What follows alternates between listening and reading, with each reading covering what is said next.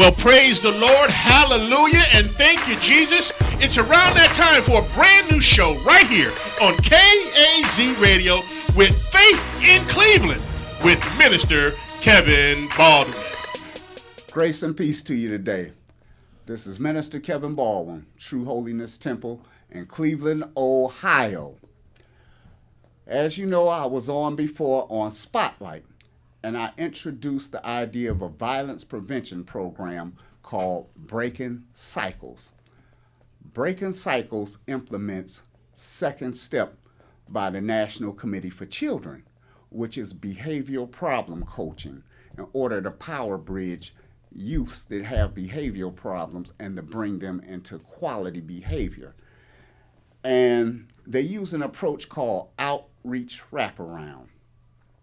And I also mentioned that the strength that the faith-based organizations has as far as being involved is because the churches have been here, the churches are here, churches are going to be here. So they have the lifespan to carry an ongoing program like Breaking Cycles. It won't be here today and go on tomorrow. And because of how many churches there are, the capacity to take on a task like Breaking Cycles, it won't be limited because wherever somebody lives, they live near a church. So using the churches would make Breaking Cycles conveniently available for whoever needs it wherever they live. Okay, so I introduced the program. Now, I live by 3 rules every day: purpose, direction, and effectiveness. Because to me, purpose, direction, and effectiveness are the 3 most valuable assets everyday life has to offer. And so when I introduced Breaking Cycles, it was the urgency or the purpose for implementing violence prevention. Today, I want to go with direction. What I want to do as I'm speaking, I'd like to give you a couple of minutes to find something to write with because I have information for you. In the end of this presentation, I will actually give you names and numbers of people who can help you get Breaking Cycles started in your area, people who can talk to you, send you information, and they can help further you along in whatever it is you would like to do as far as an idea like Breaking Cycles and Second Step. Okay, I would like to give you a little statistics on where Second Step is today, because it started out in one place, San Diego County, and over time it began to power bridge and it was adapted across several cities and in several school systems in the United States.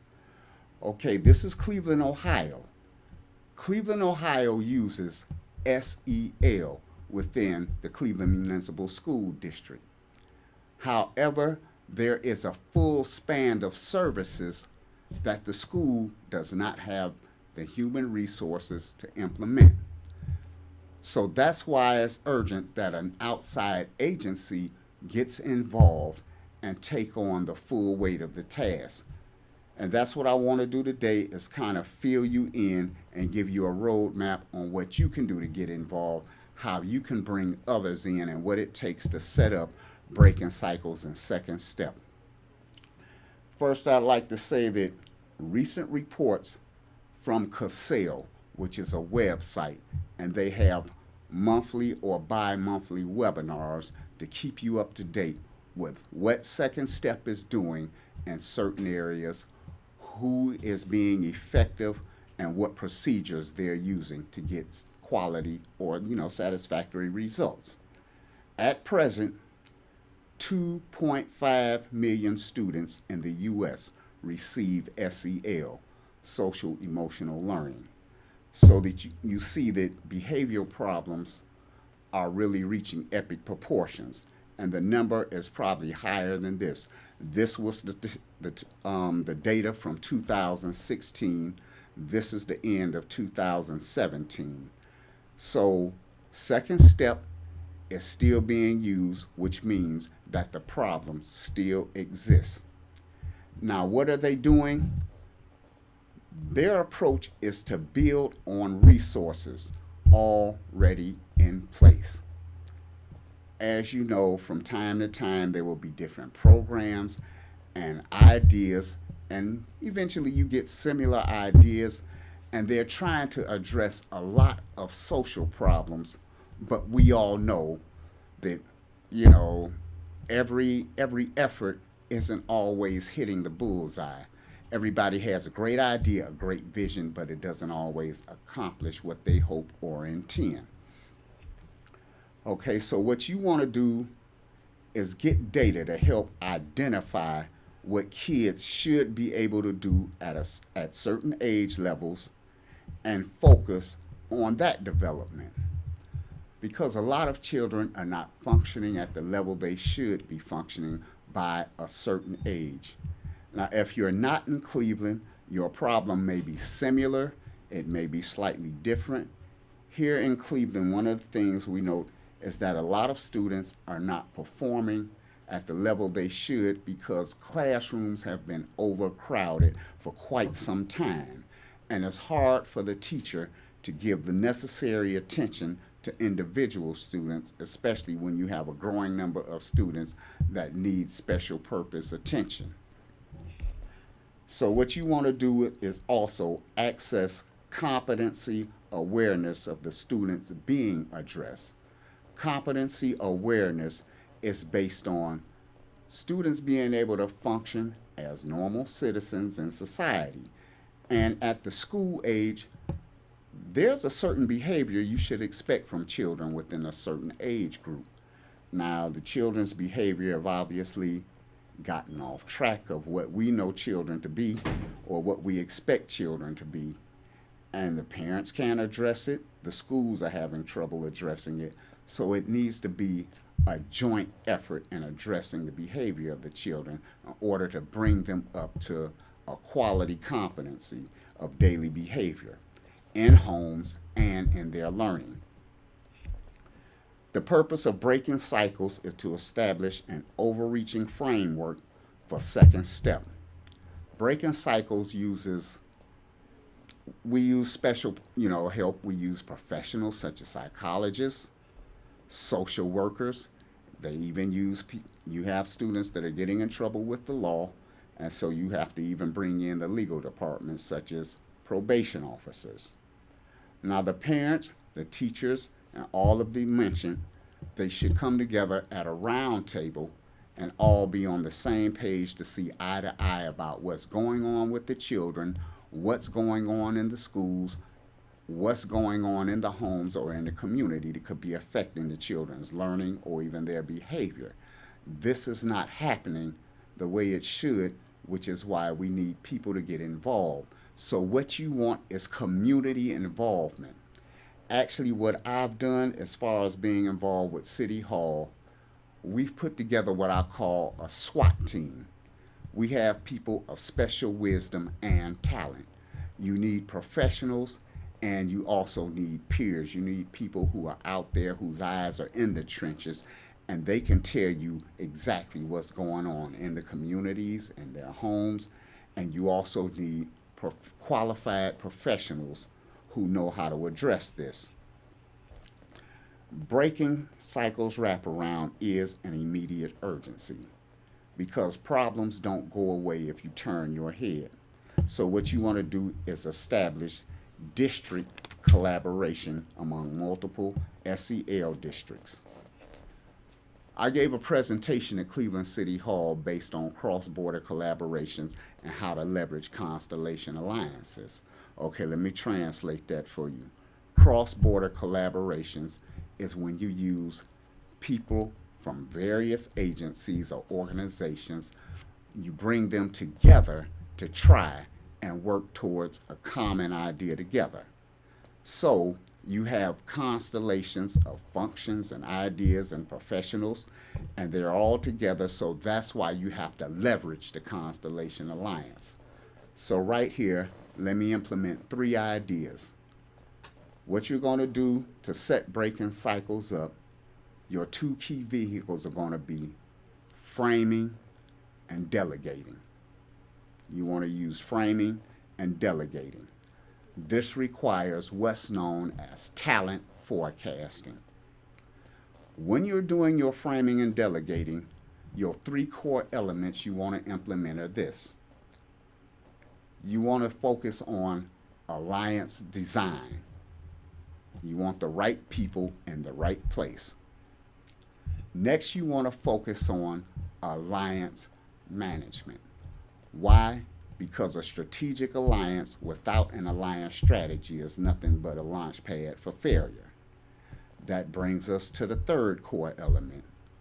Alliance synergy is going to be the most vital for how can two walk together unless they agree.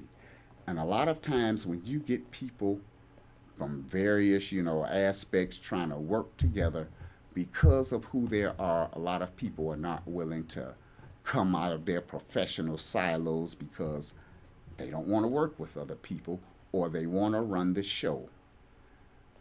Breaking cycle should be established what's known as a horizontal hierarchy. There can be no big I's or little U's. Everybody must be considered an equal. Let me say this. One person can cause an entire idea to fail. If one person's input has the power to make an entire idea to fail, that means each person is also valuable to the success of whatever you're doing. So nobody can be counted as less than, or nobody should be placed on a pedestal. In organizing this, you want to use district resource center data. CASEL has what's known as a national database resource. I will tell you how to contact them later on. But let me give you a little insight on some of the things that are used. Revisions are at the table of core growth talks. You have people with second step, with breaking cycles, various organizations where these ideas are being utilized across the nation, and they are constantly comparing information, seeing whose information is similar. They're trying to see who's making progress, who's not, what's not working, what is working, and they're all trying to see how one can be a strength to the other.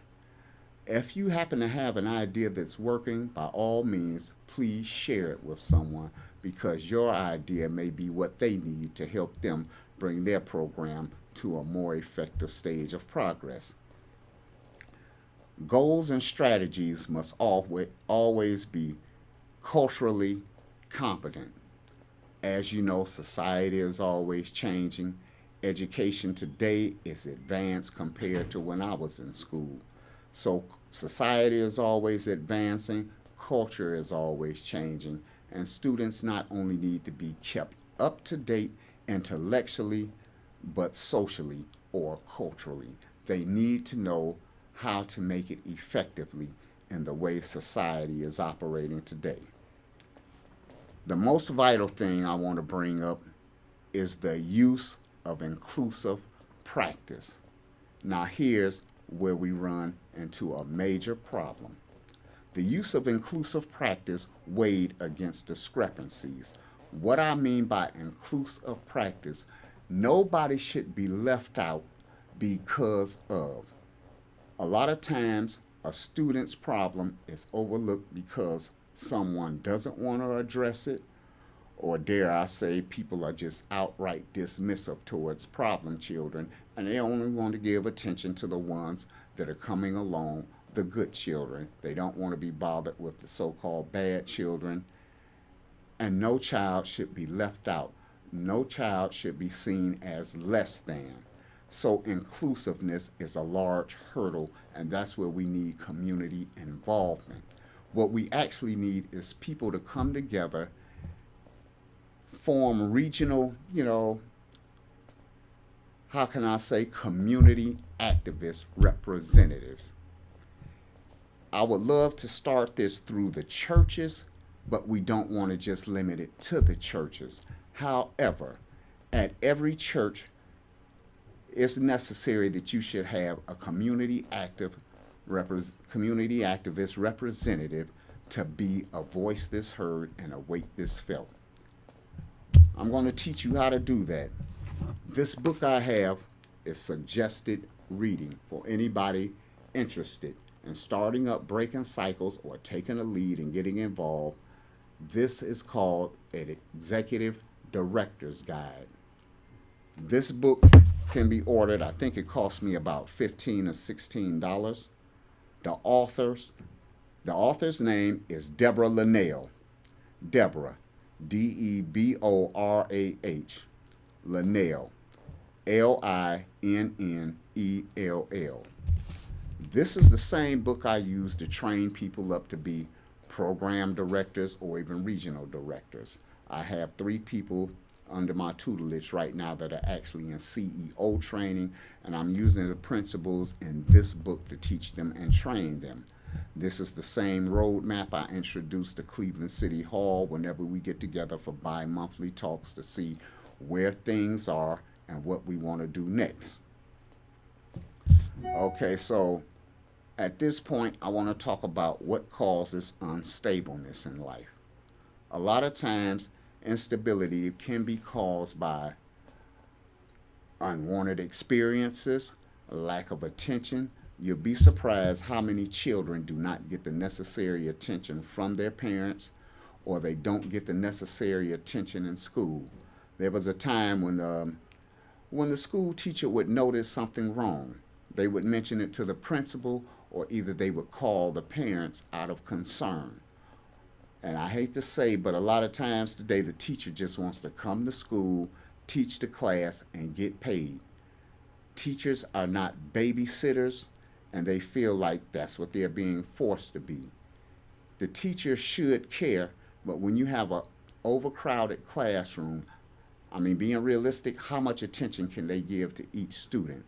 Teachers don't have the time to do tutoring as they used to. So how tangible is resilience or restoration? You definitely need someone to come in and take up the task of, handling the excess weight that's in the function of the educational system. You want to address the connection between resources and policies. Now, here's where the Executive Director's Guide is going to come in very powerful, because it teaches you how to address policies, problems, who to turn to, what can be done, and the best way to go about it. In the beginning, when City Hall first formed the subcommittee for violence prevention, I introduced the idea of what's known as a decision tree. A decision tree is a governing compass that determines how all decisions are or will be made.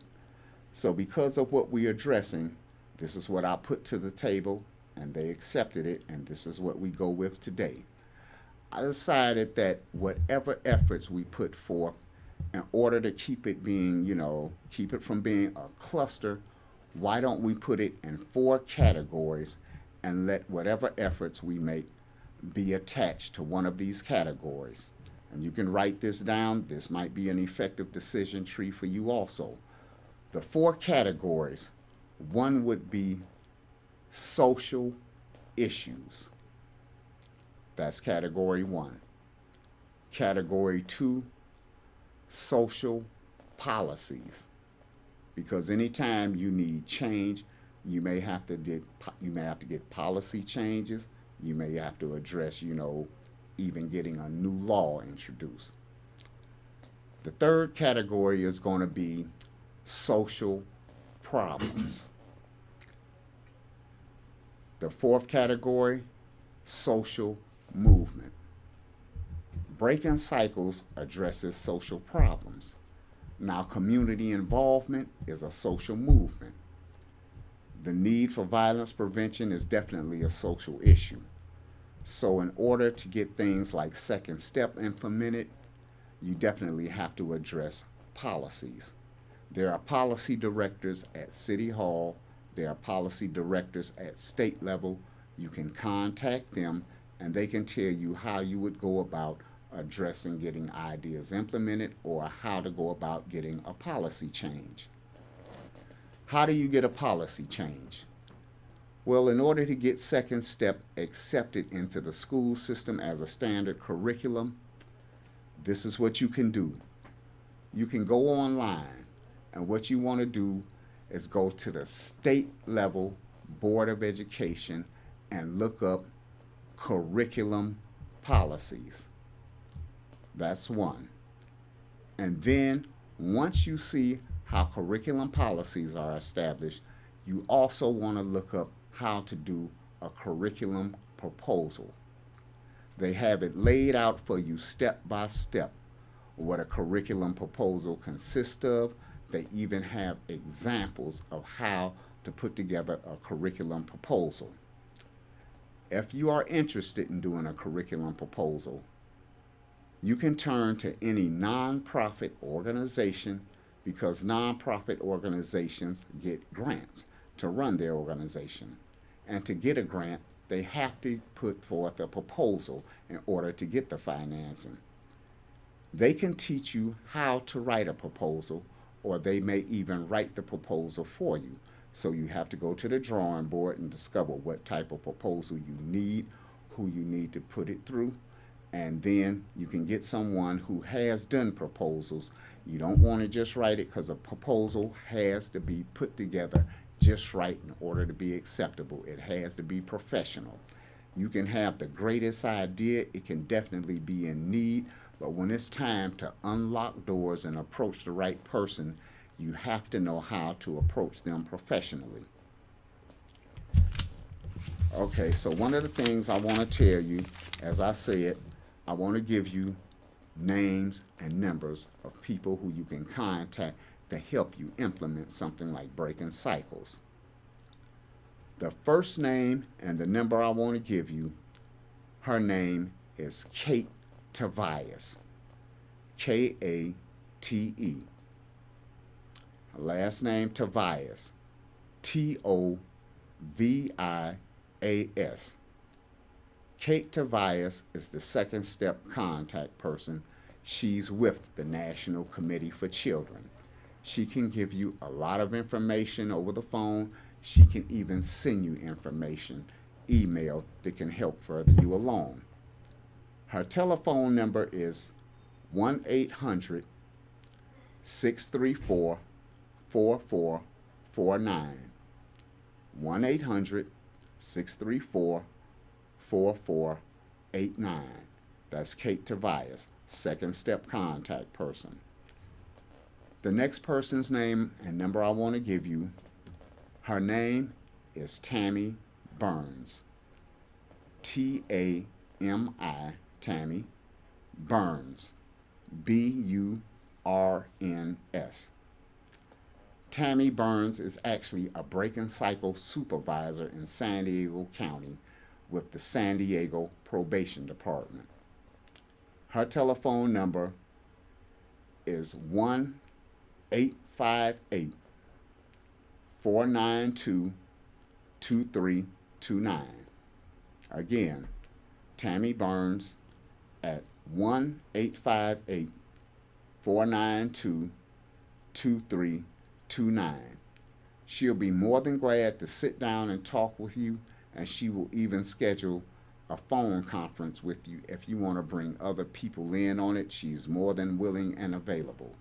You know, there's each one reach one, each one teach one. And this is a joint effort because anybody involved in violence prevention, it's not this program, not that program.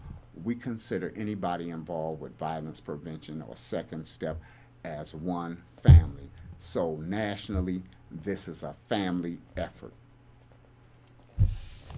Second step, I want to fill you in on some of the things that are included in the second step approach.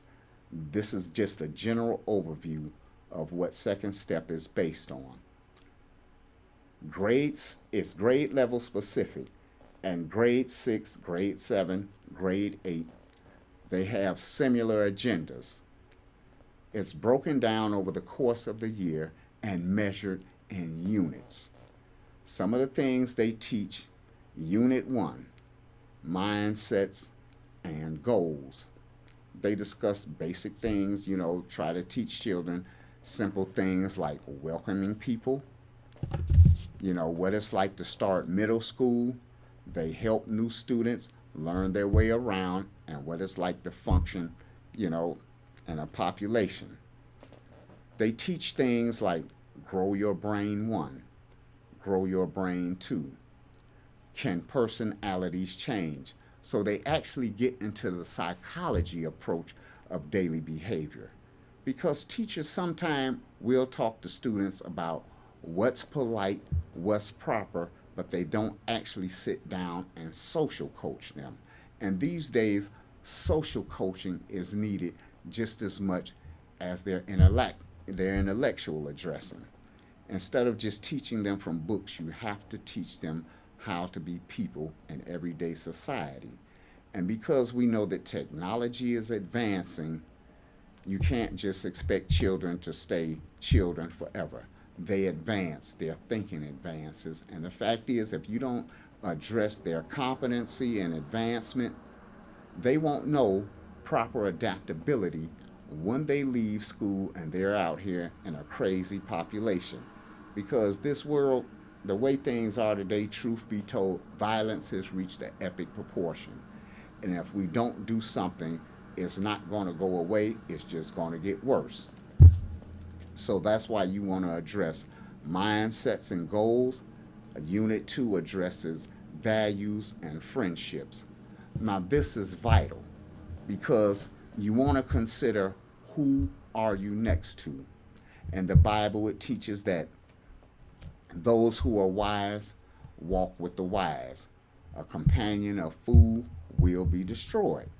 And that's true. And it's a shame that you have to, address children with that type of thinking. But it's a known fact. How many times does a child get in trouble because of who they were with? And these days,